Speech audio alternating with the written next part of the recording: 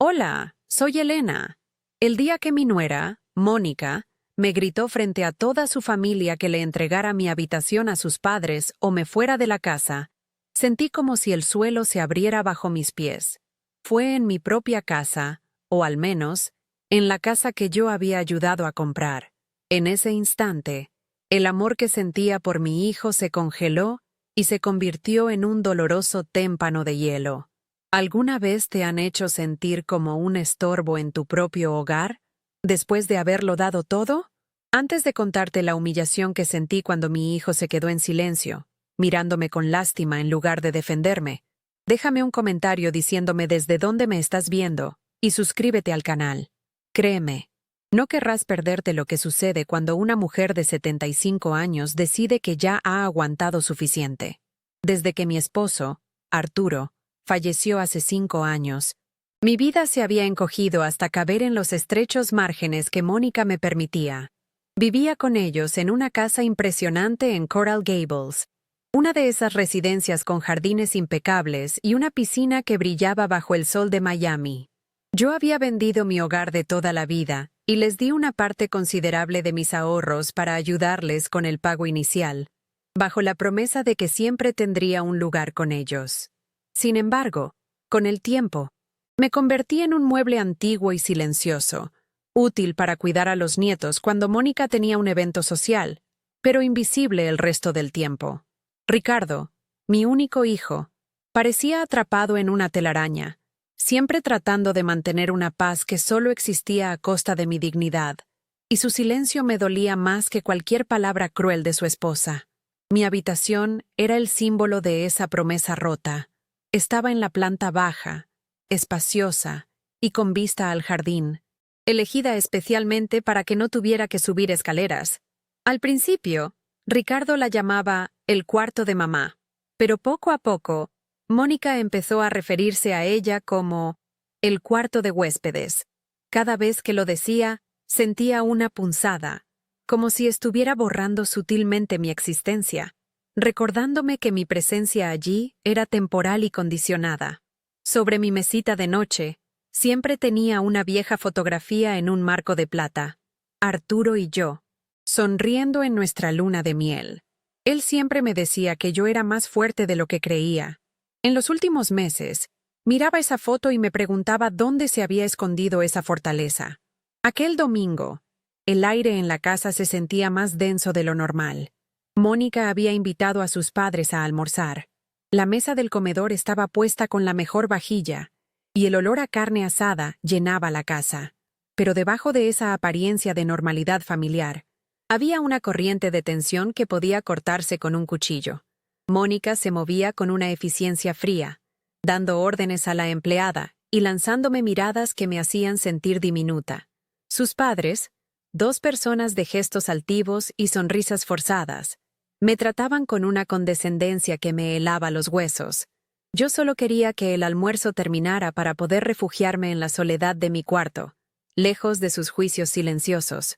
Estábamos a la mitad del plato principal cuando Mónica dejó caer su tenedor sobre el plato, produciendo un ruido agudo que hizo que todos nos sobresaltáramos. Miró a su madre, luego a su padre, y finalmente clavó sus ojos en mí desde el otro extremo de la mesa. «Elena», dijo, y su voz era tan afilada como un cristal roto. «Mis padres necesitan un lugar estable donde vivir. Su situación ha cambiado y quiero que se muden aquí, con nosotros». Hizo una pausa dramática, asegurándose de tener la atención de todos. «Así que, o les cedes tu habitación y te mudas al pequeño cuarto del ático, o empiezas a empacar tus cosas. Necesitamos una respuesta para el final de la semana». El silencio que cayó sobre la mesa fue ensordecedor. El zumbido del aire acondicionado parecía un rugido. Pude sentir las miradas de todos sobre mí, cargadas de una mezcla de lástima y morbo. Busqué desesperadamente los ojos de Ricardo, mi hijo, mi sangre. Le supliqué en silencio que dijera algo, que me defendiera, que detuviera esa humillación pública, pero él solo bajó la vista hacia su plato, con los hombros encogidos, prisionero de su propia cobardía.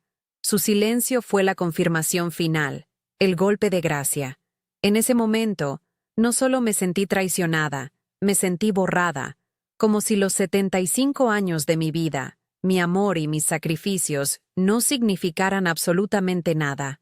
Pero entonces, algo inesperado sucedió dentro de mí. Mientras el dolor y la humillación amenazaban con ahogarme, en lugar de lágrimas, sentí cómo una ira fría y lúcida comenzaba a subir desde lo más profundo de mi ser. Era una fuerza que había estado dormida durante años, enterrada bajo capas de duelo, soledad y el deseo de no ser una carga. La mujer que había aguantado desprecios silenciosos y se había hecho pequeña para no molestar, de repente, se desvaneció. En su lugar, emergió una claridad brutal. Vi a Mónica, no como una nuera cruel, sino como una simple extraña con poder sobre mi vida. Y vi a mi hijo, no como el hombre que crié, sino como un cómplice de mi dolor, con una calma que sorprendió a todos, incluyéndome a mí misma. Coloqué suavemente mi servilleta sobre la mesa. No dije una palabra. No había nada que decir que ellos pudieran entender. Levanté la cabeza y miré a Mónica directamente a los ojos, sosteniendo su mirada por un instante que pareció eterno. En mis ojos no había súplica, solo una fría determinación que la hizo apartar la vista primero. Luego, me levanté de mi silla, con la espalda más recta de lo que la había sentido en años. El silencio en la mesa ahora era incómodo, expectante. Sin mirar a nadie más, me di la vuelta y caminé lentamente hacia mi habitación, cada paso resonando en el suelo de mármol como el eco de una decisión irrevocable. Al entrar en mi cuarto, cerré la puerta detrás de mí. El sonido del pestillo al encajar en su lugar fue definitivo, como el punto final de un capítulo doloroso de mi vida. El murmullo de las voces reanudándose en el comedor llegó hasta mí, distante y sin importancia. Mis ojos se posaron en la fotografía de Arturo. Su sonrisa parecía decirme, ya era hora. Recordé sus palabras, su preocupación por mi futuro si él faltaba, su insistencia en que yo siempre tuviera mis propios recursos, mi propia independencia, por si acaso. En ese instante, supe exactamente lo que tenía que hacer. Tomé mi teléfono móvil de la mesita de noche. Mis dedos no temblaban mientras buscaba en mis contactos el nombre de Julián, el viejo amigo y abogado de Arturo. La traición me había roto el corazón, pero también me había devuelto la fuerza. La llamada con Julián fue breve y directa. Su voz, grave y familiar, fue como un ancla en medio de la tormenta que se desataba dentro de mí. Elena, ¡qué sorpresa! ¿Está todo bien?, preguntó, con ese tono de preocupación genuina que tanto extrañaba. No le di detalles por teléfono. Solo le dije que necesitaba verlo con urgencia para hablar de los asuntos que Arturo y él habían preparado para mí. Hubo una pausa en la línea y pude imaginarlo al otro lado, entendiendo todo sin necesidad de más palabras. Estaré en mi oficina mañana a las 10. No te preocupes por nada, Elena. Arturo se aseguró de que siempre estuvieras protegida. Colgué el teléfono y por primera vez en mucho tiempo, respiré profundo. La decisión estaba tomada, el primer paso estaba dado. Afuera, en el comedor, el ruido de los platos y las risas forzadas continuaba, pero para mí, era solo un eco lejano de un mundo al que ya no pertenecía. Esa noche, no pude dormir. Me quedé sentada en la oscuridad de mi habitación, escuchando los sonidos de la casa. Escuché los pasos de los padres de Mónica subiendo al segundo piso, ocupando una de las habitaciones de huéspedes, como si ya fueran los dueños del lugar. Escuché a Mónica darle instrucciones a la empleada para el día siguiente, su voz llena de una autoridad recién reafirmada. Pero lo que más me dolió fue el silencio de la puerta de mi hijo. Sabía que estaba despierto, probablemente debatiendo si debía venir a hablar conmigo.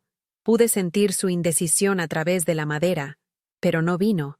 Su cobardía era un muro más grueso que cualquier pared de esa casa, y esa noche me di cuenta de que había estado esperando en vano que él la derribara.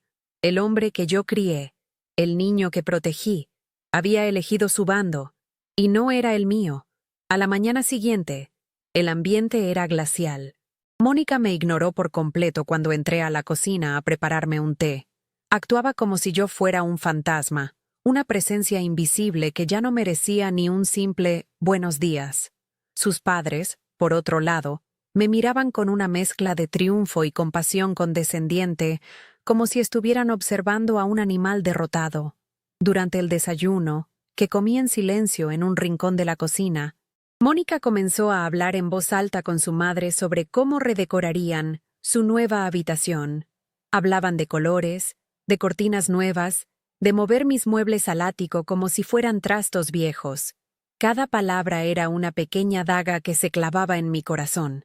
Un recordatorio deliberado de que mi tiempo en ese lugar, mi hogar, estaba contado. La humillación alcanzó un nuevo nivel esa tarde.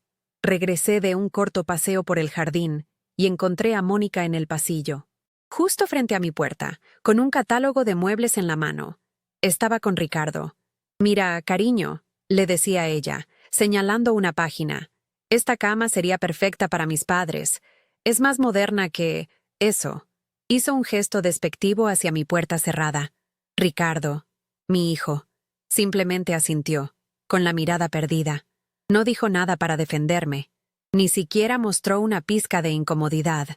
Simplemente se quedó allí, validando con su silencio el desmantelamiento de mi vida. Sentí que el aire me faltaba. Era una crueldad calculada, diseñada para quebrarme, para hacerme sentir tan pequeña e insignificante que aceptara mi destino sin luchar. Finalmente, esa noche, Ricardo tocó a mi puerta. Entró con la cabeza gacha, sin atreverse a mirarme a los ojos.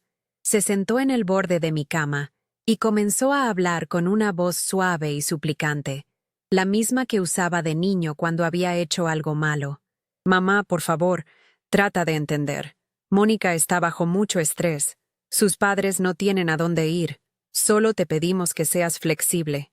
El ático no es tan malo. Podemos arreglarlo para que estés cómoda. Es por el bien de la paz familiar».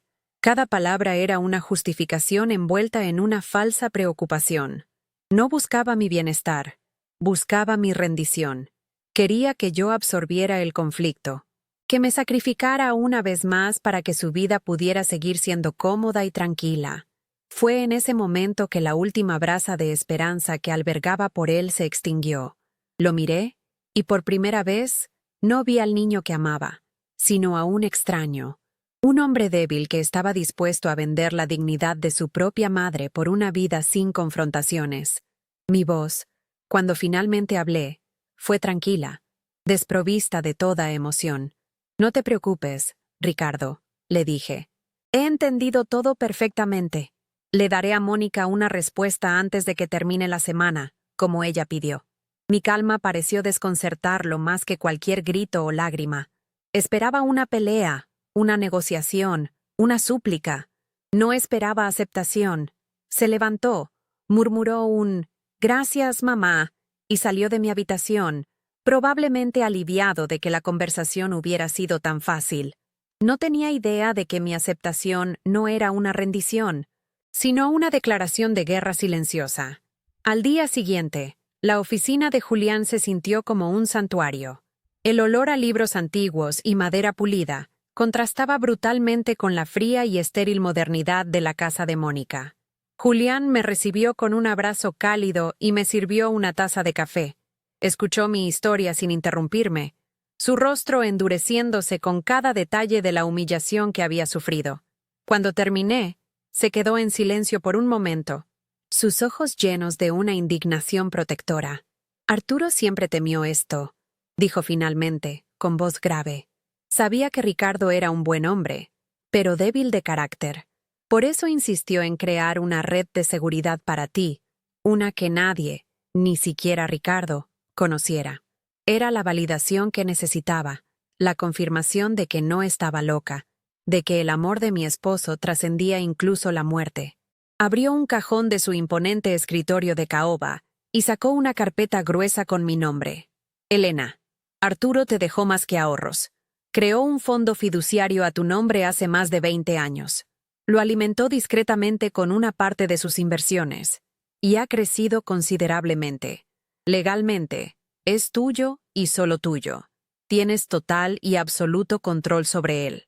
Eres una mujer financieramente independiente, mucho más de lo que tu hijo y su esposa podrían imaginar. Mientras hablaba, sentí como un peso que había cargado por años se levantaba de mis hombros. No era solo el dinero, era la prueba tangible del cuidado de Arturo, su previsión, su amor incondicional. Era mi libertad, mi poder, mi escudo contra el mundo que había intentado aplastarme. Le expliqué mi plan a Julián. No quería simplemente irme.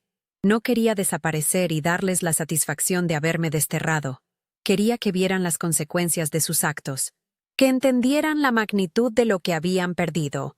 Cuando le dije que quería comprar la casa que estaba en venta justo enfrente de la suya, Julián levantó las cejas, sorprendido. Luego, una lenta sonrisa se dibujó en su rostro.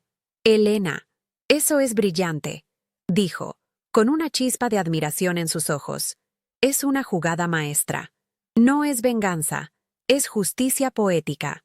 Me encargaré de todo personalmente. Haremos una oferta en efectivo. Nadie podrá rechazarla. Para el final de la semana, serás su vecina». Los días siguientes en la casa fueron un infierno silencioso. La fecha límite que Mónica me había impuesto se acercaba, y su impaciencia se volvía cada vez más palpable. Una mañana, encontré 3 cajas de cartón vacías apiladas frente a la puerta de mi habitación. No había ninguna nota. No era necesario. El mensaje era claro. Empieza a empacar. Cada vez que pasaba por el pasillo, veía las cajas. Un monumento a mi inminente expulsión. Ricardo las veía también, pero desviaba la mirada, fingiendo que no existían.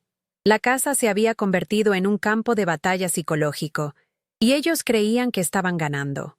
Yo, por mi parte, me refugiaba en mi cuarto, mirando la fotografía de Arturo, aferrándome a su sonrisa y al secreto que compartíamos con Julián.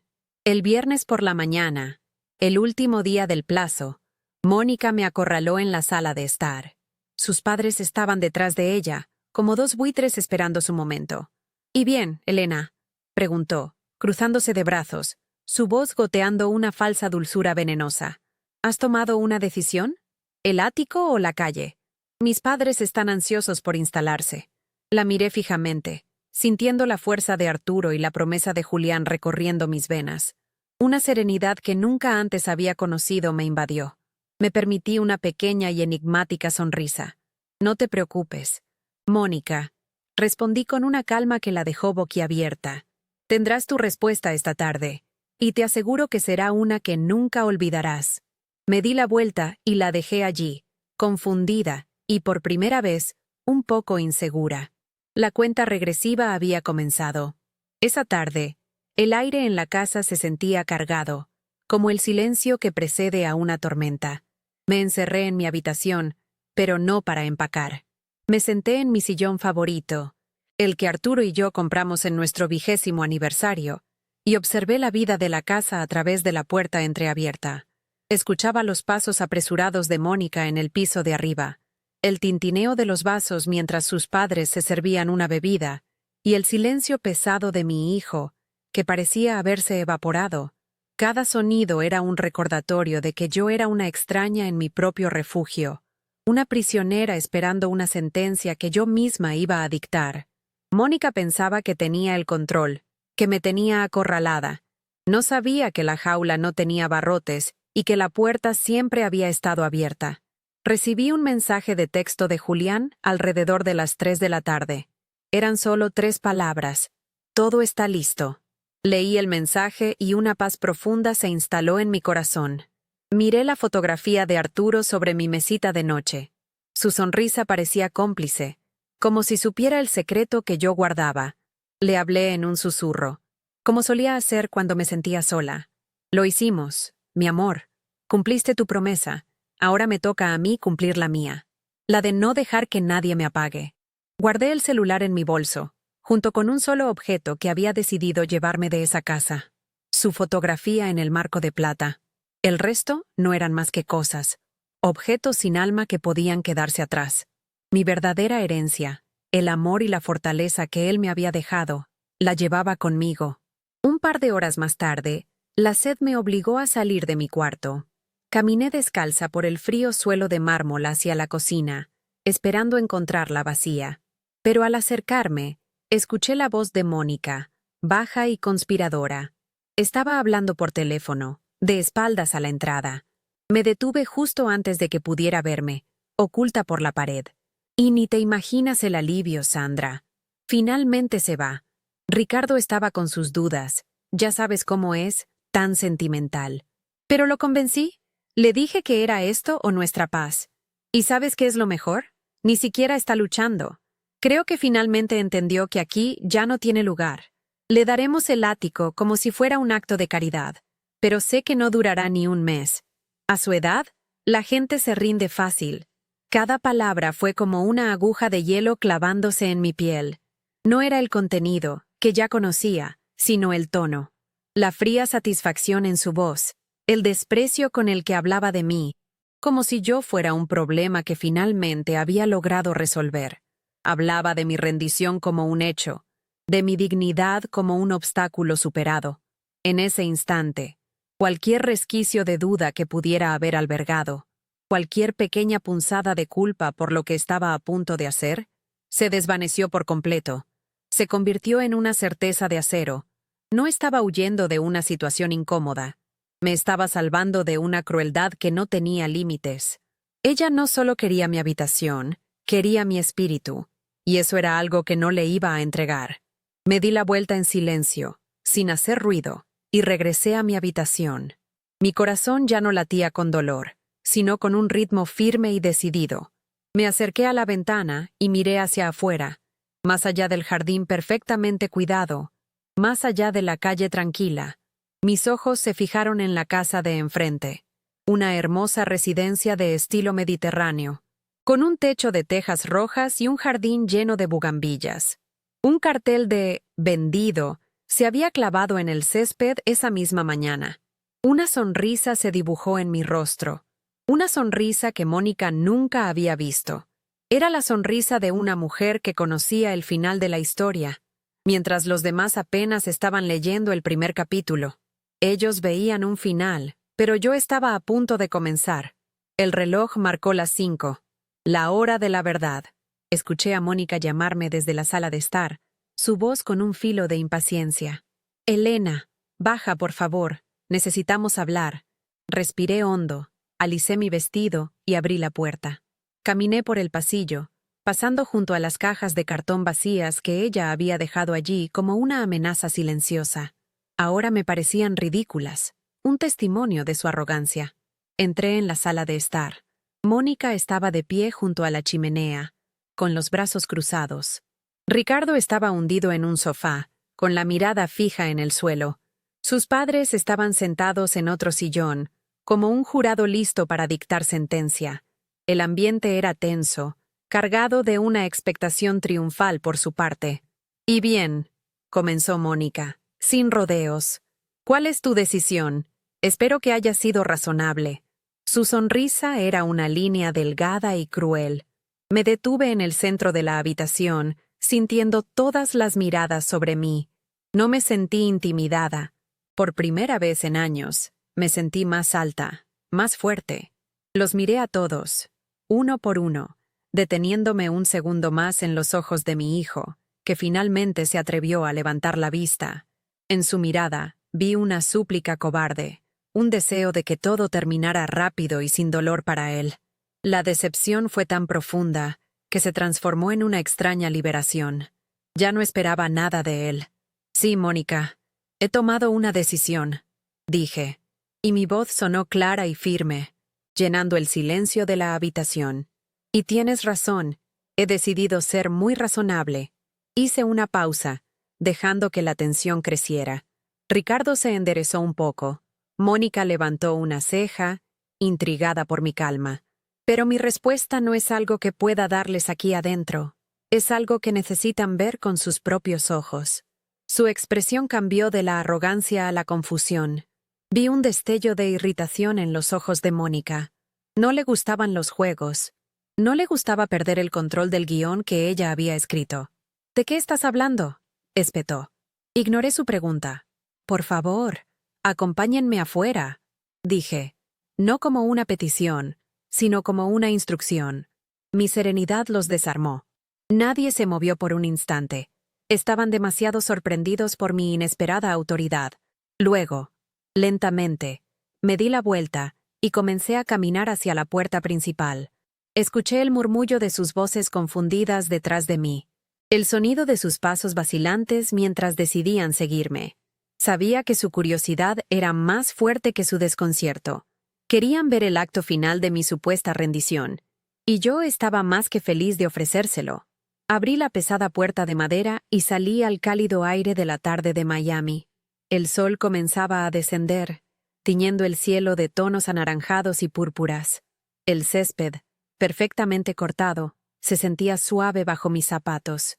Me detuve en el centro del jardín delantero y me giré para enfrentarlos mientras salían de la casa, parpadeando bajo la luz del atardecer. Sus rostros eran un poema de confusión y sospecha. Se quedaron en el porche, mirándome como si me hubiera vuelto loca. «Elena, basta de misterios», dijo Mónica, su voz perdiendo el control. «Dinos de una vez qué has decidido». Levanté una mano y señalé al otro lado de la calle. «Mi decisión», dije con una calma que me estremeció incluso a mí. «Está justo ahí». Todos sus ojos siguieron mi dedo, fijos en la casa de enfrente. Pude ver la confusión arremolinándose en sus rostros. Mónica frunció el ceño, su expresión una mezcla de impaciencia y desdén, como si estuviera lidiando con una anciana senil. Ricardo, por otro lado, parecía genuinamente desconcertado, sus ojos parpadeando mientras intentaba procesar mis palabras. Los padres de Mónica intercambiaron una mirada de perplejidad, susurrando algo entre ellos.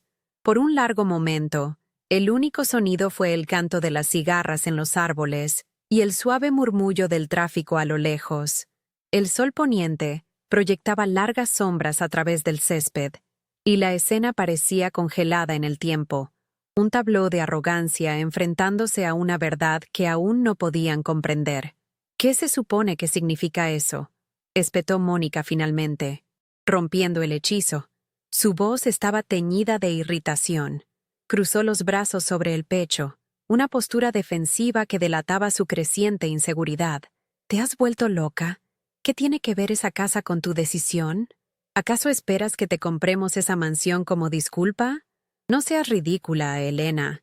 El tiempo de los juegos se acabó. O el ático. O te buscas otro lugar. Es así de simple». Su risa fue corta y despectiva, pero había un matiz de nerviosismo en ella.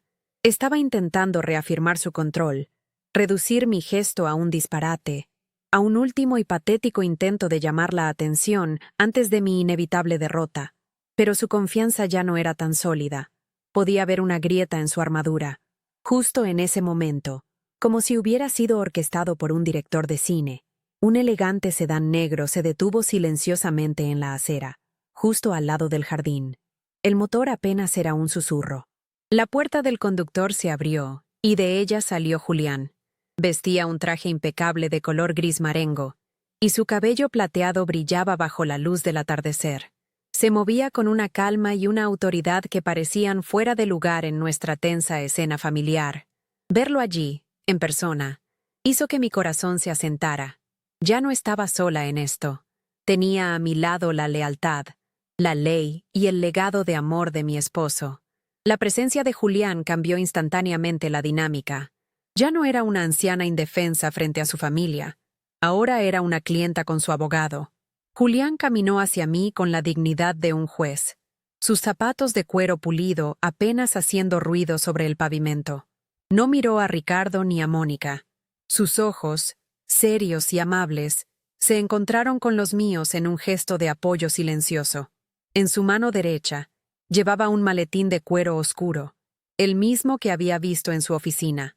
Ese maletín, que para mí representaba mi libertad, para ellos se convertiría en el símbolo de su pérdida. Mónica lo reconoció al instante. Pude ver un destello de pánico en sus ojos. «¿Julián? ¿Qué haces tú aquí?», preguntó Ricardo, su voz apenas un murmullo. Su confusión se estaba transformando visiblemente en una profunda inquietud. La realidad de la situación comenzaba a filtrarse en su conciencia. y no le gustaba lo que veía. Ignorando por completo a mi hijo y a su esposa, Julián se detuvo a mi lado y me ofreció una sonrisa cálida. «Elena, todo está en orden», dijo con su voz grave y tranquilizadora. Luego, extendió su mano libre hacia mí. En su palma descansaba un juego de llaves, unidas por un llavero de cuero nuevo. Brillaban bajo la luz del sol, pesadas y reales. «Felicidades por tu nuevo hogar», añadió, su tono formal pero cargado de un significado profundo que solo nosotros dos entendíamos. Tomé las llaves. El metal frío se sintió como un ancla en mi mano, el peso tangible de mi independencia recuperada. Era el sonido más dulce que había escuchado en años, el tintineo de mi propia libertad, un sonido que ahogaba por completo las voces de mis verdugos. El color desapareció por completo del rostro de Mónica. Sus labios se separaron, pero no salió ningún sonido. Su mirada iba de las llaves en mi mano al cartel de «vendido» en el césped de enfrente, y luego de vuelta a mí, su mente luchando por conectar los puntos de una verdad imposible. Ricardo dio un paso adelante, como si fuera a decir algo, pero se detuvo, con la boca abierta y los ojos desorbitados. Parecía un pez fuera del agua, boqueando en busca de un aire que se había vuelto irrespirable. Pude ver el engranaje de su mente girando furiosamente, recalculando todo lo que creía saber sobre mí, sobre su padre, sobre el dinero. El silencio que se apoderó de ellos fue mucho más elocuente que cualquier grito. Era el silencio del shock, de la incredulidad absoluta. Miré a mi hijo, a este hombre que había permitido que me humillaran, y por un instante, el dolor superó al triunfo. Vi al niño perdido que había criado, al joven que me prometió que siempre me cuidaría. Una parte de mí lloró por la relación que su cobardía había destruido para siempre. Pero entonces recordé las palabras de Arturo, su previsión, su amor protector que se extendía más allá de la tumba. Él había anticipado esta debilidad, este fracaso, y había construido un arca para mí. Mi resolución se endureció como el acero. No era un acto de venganza, sino de supervivencia. Era el cumplimiento de la última promesa que le hice a mi esposo, la de nunca, jamás, dejar que nadie apagara mi luz. Sin decir una palabra más, me di la vuelta. Con Julián a mi lado, comencé a caminar, alejándome del jardín que una vez consideré parte de mi hogar.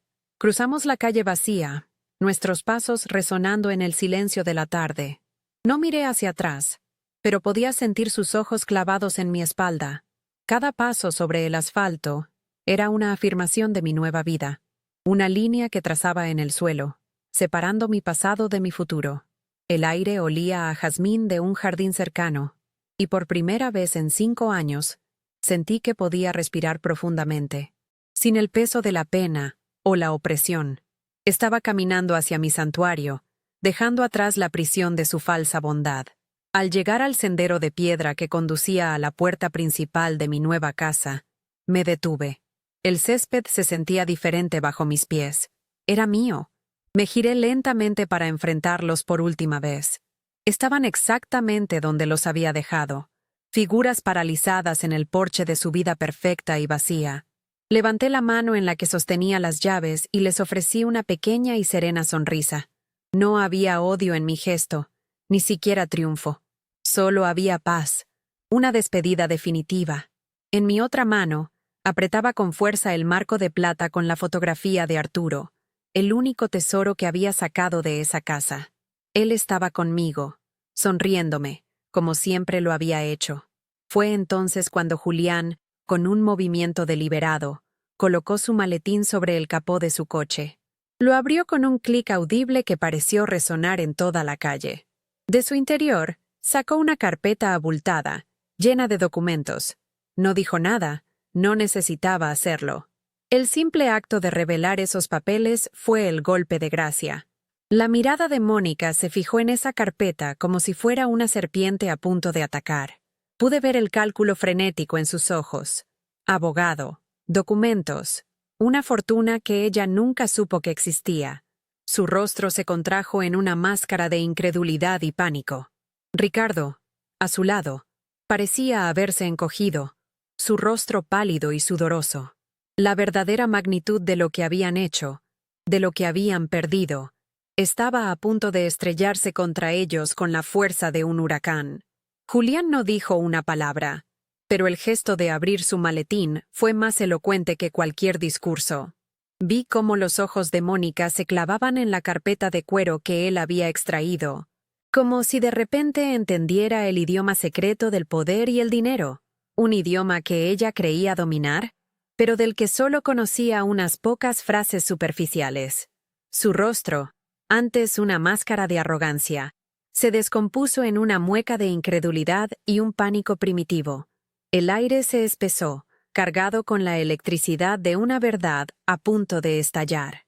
Ricardo, a su lado, parecía haberse encogido. Su postura antes erguida ahora era la de un hombre que acababa de recibir un golpe invisible en el estómago. La calma que yo sentía era un cruel espejo de su caos interno. En ese instante, la humillación que me habían infligido en su lujoso comedor se les estaba devolviendo, no con gritos, sino con el silencio aplastante de un documento legal. Con una calma deliberada, Julián se dirigió a mí, aunque sus palabras estaban claramente destinadas a la audiencia que nos observaba desde el porche. Elena, la transferencia se completó sin problemas, dijo. Su voz era un bálsamo para mi alma y una sentencia para ellos. Fue una oferta en efectivo, por encima del precio de venta. No hubo ninguna posibilidad de negociación. La propiedad es oficialmente tuya, libre de toda carga. La frase, oferta en efectivo, flotó en el aire y aterrizó sobre ellos con el peso de una losa de granito. Pude ver la mente de Mónica trabajando a toda velocidad, haciendo cálculos febriles, tratando de comprender una fortuna cuya existencia ni siquiera había sospechado. Su mundo, construido sobre la apariencia de riqueza y el control sobre los demás, se estaba desmoronando ladrillo a ladrillo, y ella no tenía las herramientas para reconstruirlo. El silencio de Ricardo era ahora un abismo de arrepentimiento. «Mamá», susurró Ricardo. Su voz era un hilo frágil, apenas audible al otro lado de la calle. Dio un paso vacilante hacia el borde del porche, como si quisiera cruzar la distancia que nos separaba, pero sus pies parecían clavados al suelo. «¿Cómo? ¿De dónde?» No terminó la pregunta. No podía. Hacerlo sería admitir en voz alta la magnitud de su ignorancia y su fracaso. Vi en sus ojos una desesperada búsqueda de respuestas, pero también el terror de encontrarlas. Por un instante fugaz, sentí una punzada de la vieja compasión maternal, el instinto de protegerlo del dolor, pero la apagué.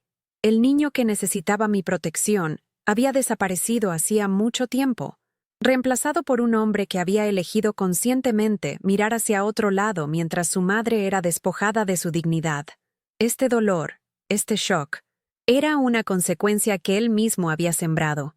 Fue Mónica quien finalmente rompió el hechizo de la incredulidad, y lo hizo con la única emoción que le quedaba, una furia ciega y desesperada. «Es una mentira», gritó, y su voz, normalmente controlada y meliflua, se quebró en un chillido agudo que resonó en la tranquila calle. «Se está inventando todo esto. ¿De dónde ibas a sacar tú ese dinero, Elena? Es nuestro. Tiene que ser el dinero de Ricardo. Estás robándonos». Su acusación era tan absurda, tan reveladora de su mentalidad transaccional, que casi me hizo sonreír. Para ella, todo se reducía a posesión. No podía concebir que yo tuviera algo que no viniera de ellos, que no estuviera bajo su control. Su mundo no permitía la existencia de una Elena independiente. Y la realidad, al chocar con su percepción, la estaba volviendo loca. Julián ni siquiera se molestó en mirarla. Su atención permaneció fija en mí, un gesto que la marginaba aún más, reduciéndola a un ruido de fondo sin importancia. Sin embargo, su siguiente frase fue una respuesta directa y cortante a su acusación. «Le aseguro, señora, que los fondos de su esposo no han sido tocados», dijo con una frialdad legal que era más intimidante que cualquier grito. «Cada centavo de esta transacción proviene del fondo fiduciario que el señor Arturo Méndez estableció para su esposa hace más de 20 años. Fue un hombre prudente. Siempre se aseguró de que Elena estuviera protegida contra cualquier eventualidad. Este fue el golpe de gracia. La mención del nombre de mi esposo, de su previsión, fue la confirmación final de que esta no era mi victoria, sino la de él. Arturo me estaba cuidando, incluso desde el más allá. El nombre de su padre pareció golpear a Ricardo con la fuerza de un rayo. Se tambaleó hacia atrás, apoyándose en una de las columnas del porche, como si sus piernas ya no pudieran sostenerlo. Su rostro se tornó de un blanco ceniciento. Vi cómo la comprensión lo inundaba, una ola helada de revelación. No solo me había traicionado a mí, su madre. Había traicionado el último deseo de su padre. Había fallado en el encargo más sagrado que un hijo puede recibir: cuidar de quien le dio la vida. El peso de esa doble traición lo aplastó. El shock ya no era solo financiero, era profundamente moral. Se dio cuenta de que había vendido su alma por una paz doméstica que ahora se revelaba como una farsa, y en el proceso había perdido no solo a su madre, sino también el respeto por sí mismo y la herencia de honor de su padre. Apreté con más fuerza la fotografía de Arturo en mi mano, su sonrisa de plata dándome la fuerza para dar el siguiente paso. Con una lentitud deliberada, me di la vuelta, dándoles la espalda, y comencé a caminar por el sendero de piedra que conducía a mi puerta principal. Cada paso era una declaración. Ya no era su problema, su carga, la anciana en el cuarto de invitados. Era la dueña de mi vida, la capitana de mi destino. Dejé atrás el sonido de la respiración agitada de Mónica y los gemidos ahogados de Ricardo. Su drama ya no me pertenecía. El aire aquí, en mi propio jardín, olía a tierra húmeda y a las flores de las bugambillas que trepaban por la pared. Olía a libertad. «No te atrevas a darnos la espalda», gritó Mónica, su voz histérica rompiendo la paz del atardecer. Escuché sus pasos apresurados bajando las escaleras del porche, el sonido de sus tacones golpeando el pavimento. «No puedes hacernos esto. Después de todo lo que hemos hecho por ti, vivías en nuestra casa, comías nuestra comida, te dimos un techo». Su sentido de la justicia estaba tan retorcido que realmente creía que yo le debía algo. Pensaba que su hospitalidad condicionada y su tolerancia a regañadientes eran actos de generosidad que me obligaban a una gratitud eterna, a una sumisión perpetua. No entendía, y nunca entendería, que lo que me había dado era una jaula dorada, y que yo acababa de encontrar la llave. Me detuve justo frente a mi puerta, pero no me giré. No necesitaba ver su rostro para saber que estaba desfigurado por la rabia y la impotencia. Hablé hacia el roble macizo de mi nueva puerta, pero mis palabras viajaron a través de la calle con una claridad cristalina. «Tú me diste una elección, Mónica», dije, mi voz tranquila y firme, desprovista de toda emoción. «Me dijiste que eligiera entre el ático y la calle. Simplemente no contabas con que yo pudiera permitirme elegir la calle que quisiera». Fue la verdad más simple y más devastadora que podía ofrecer. No había argumento posible contra ella. Era el final de la partida, un jaque mate silencioso que ella misma había provocado con su arrogancia.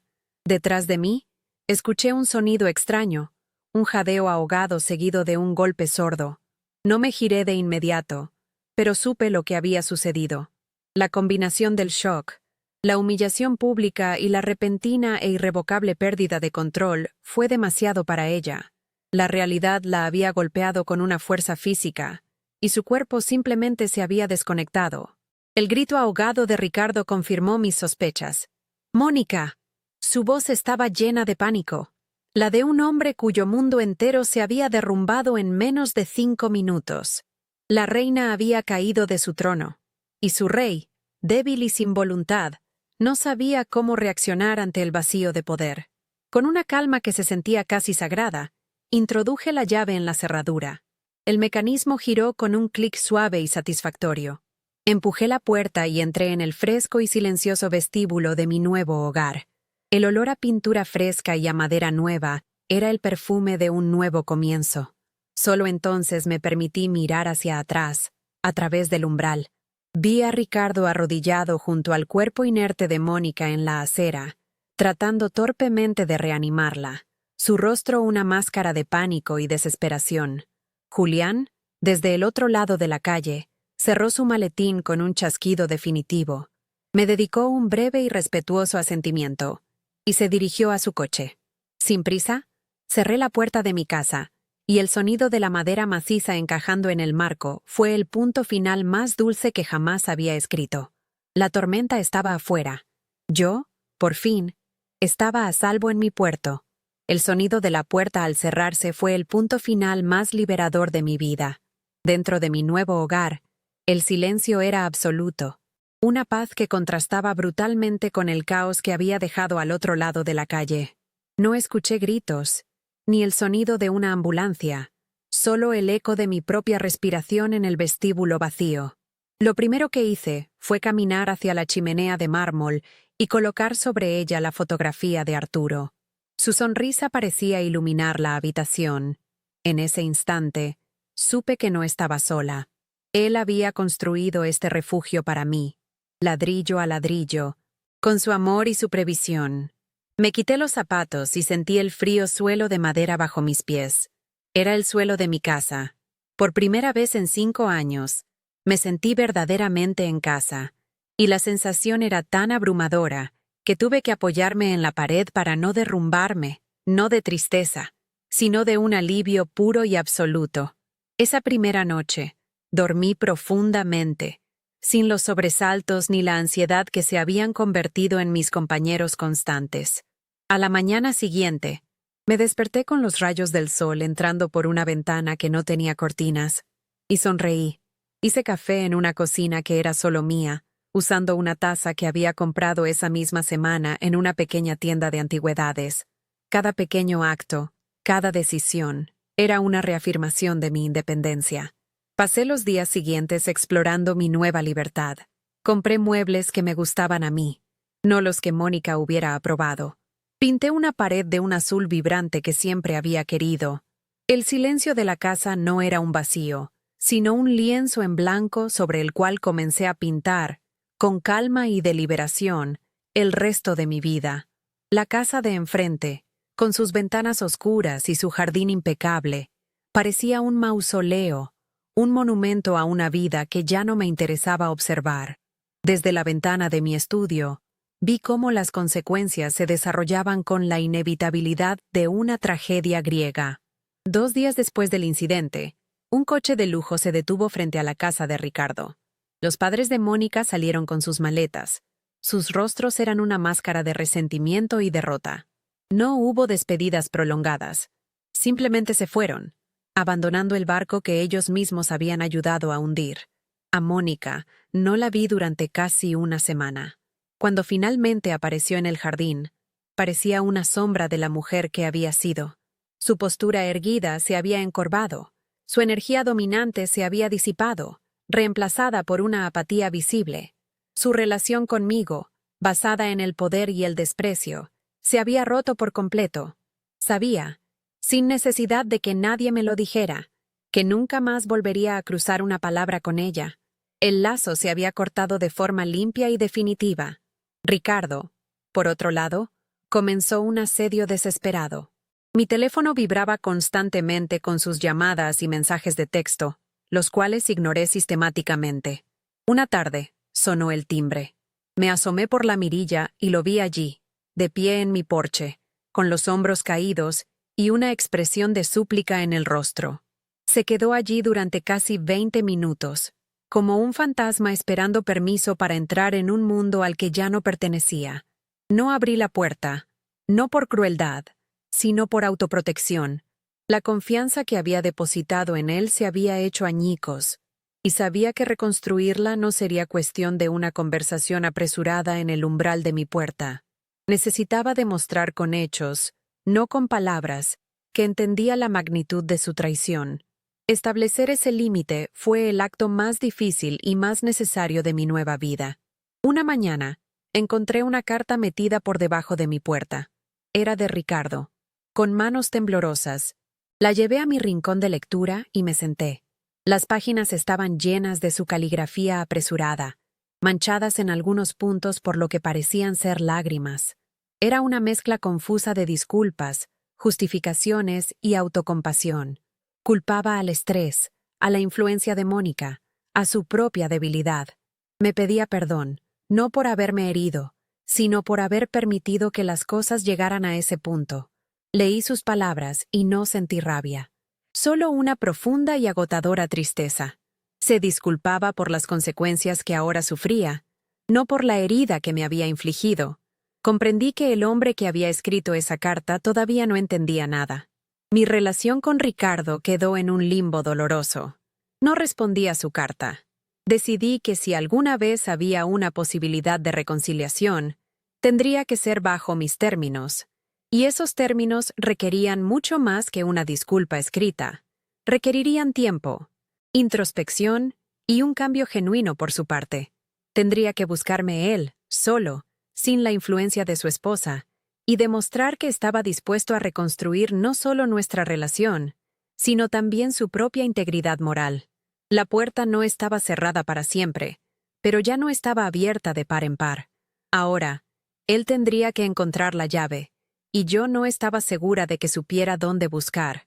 El amor de madre que sentía por él no había muerto, pero estaba herido, y ahora se protegía detrás de un muro de cautela y dignidad recuperada. Unas semanas más tarde, me reuní con Julián en su oficina. Con una sonrisa de satisfacción, me presentó los documentos finales y un estado de cuenta detallado de mi fondo fiduciario. La cifra me dejó sin aliento. Arturo no solo me había dejado protegida, me había dejado poderosa. Julián me sugirió, con delicadeza, que considerara actualizar mi testamento. Las circunstancias han cambiado, Elena, dijo. Ahora tienes el control total para decidir cómo se distribuirá tu legado. Entendí perfectamente. Esa tarde, firmé un nuevo testamento. Dejé una parte sustancial a mis nietos, en un fideicomiso que solo ellos podrían tocar al cumplir los 25 años, y otra parte a una organización benéfica que ayudaba a ancianos en situación de abandono. Ricardo no fue desheredado por completo, pero su parte se redujo a un recordatorio simbólico de lo que su silencio le había costado. Fue un acto de justicia, no de venganza. Mi vida encontró un nuevo ritmo, tranquilo y lleno de pequeños placeres. Cuidaba de mis bugambillas, que florecían con un fucsia intenso. Me reencontré con viejas amigas con las que había perdido el contacto, y mi casa se llenó de risas y conversaciones durante tardes de café. Cada mañana, me sentaba en mi porche con mi taza y miraba la casa de enfrente. Ya no sentía dolor ni ira. Solo veía un edificio, una estructura de estuco y tejas que albergaba a 2 personas que habían tomado sus decisiones. Su lujoso estilo de vida, como supe por los rumores del vecindario, se había visto seriamente afectado. Sin mi apoyo financiero tácito y con la tensión interna devorándolos, la fachada perfecta había comenzado a agrietarse. Una tarde, mientras regaba mis flores, vi a Ricardo salir de su casa para ir a trabajar. Nuestros ojos se encontraron por un instante a través de la calle. Me sostuvo la mirada, y en sus ojos vi un océano de arrepentimiento. Asintió levemente, un gesto de reconocimiento, de respeto. Le devolví el gesto, también con un leve asentimiento, antes de volver a mis flores.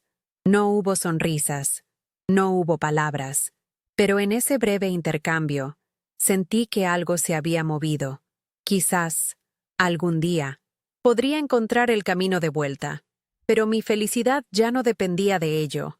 Había recuperado mi paz, mi dignidad y mi vida. Y mientras el sol de la tarde calentaba mi rostro, miré la foto de Arturo en mi repisa a través de la ventana y susurré: «Lo logramos, mi amor. Estoy a salvo». Mi historia no es una de venganza, aunque algunos puedan verla así. Es una historia sobre el valor. No el valor de enfrentar a un enemigo, sino el valor de enfrentarse a una misma, a la mujer que se había acostumbrado a ser invisible para no molestar. Aprendí que un hogar no se mide por el lujo de sus muebles o la perfección de su jardín, sino por la dignidad que se respira en cada habitación. Cuando esa dignidad te es arrebatada, las paredes más hermosas se convierten en una prisión, y la única salida no es mudarse a un cuarto más pequeño, sino construir un nuevo hogar desde los cimientos del autorrespeto. Lo que hice no fue para humillarlos. Fue para recordarme a mí misma que yo existía, que mi vida tenía un valor incalculable más allá de mi utilidad para los demás. También aprendí una dolorosa lección sobre el amor y la sangre. Creemos que los lazos familiares son inquebrantables, pero a veces son las personas más cercanas las que nos entregan las heridas más profundas. El silencio de un hijo puede ser más ensordecedor que el grito de un extraño. Durante mucho tiempo, justifiqué la debilidad de Ricardo como un intento de mantener la paz, pero la paz que se compra con la dignidad de una madre no es paz, es rendición. Comprendí que mi amor por él no podía ser una excusa para anularme a mí misma. A veces, el acto de amor más grande que puedes hacer por un hijo es mostrarle, con tus acciones, el límite donde su debilidad no puede pisotear tu fortaleza. La independencia, me di cuenta, es el aire que respiramos cuando sentimos que nos ahogamos. Mi amado Arturo no me dejó solo dinero, me dejó opciones, me dejó la llave para salir de cualquier jaula, incluso de una construida con el afecto condicionado de mi propia familia. A todas las mujeres que me escuchan, especialmente a aquellas que han dedicado su vida a cuidar de otros, nunca renuncien a su independencia.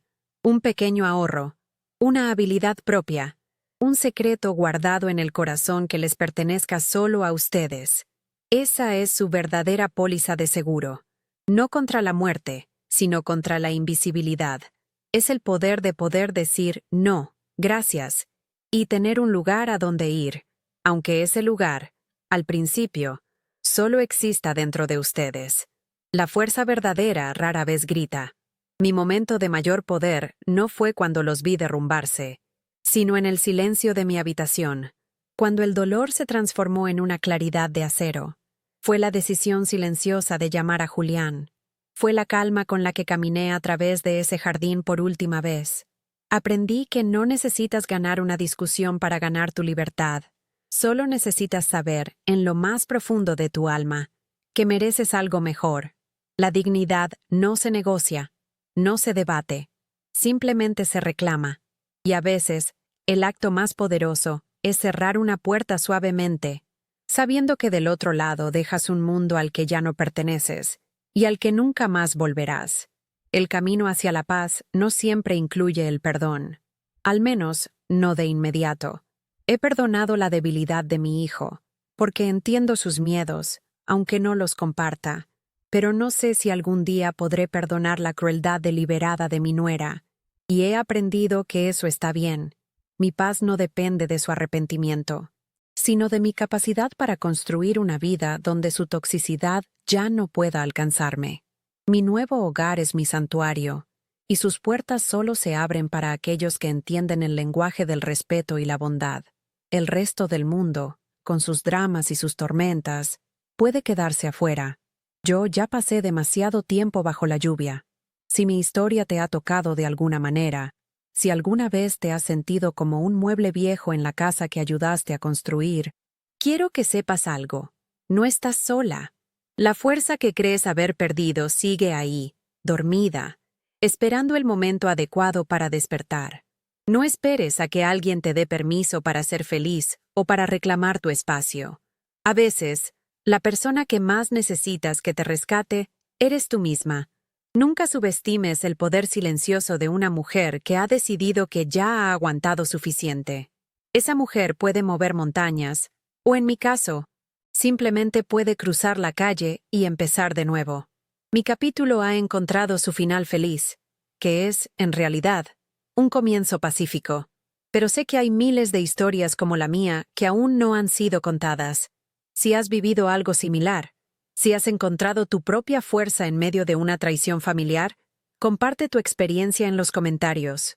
Creemos una comunidad donde nadie se sienta invisible. Y si quieres escuchar más historias de resiliencia y dignidad, suscríbete al canal y acompáñame. Juntos, podemos demostrar que nunca es demasiado tarde para convertirse en el protagonista de tu propia vida. Gracias por haberme escuchado.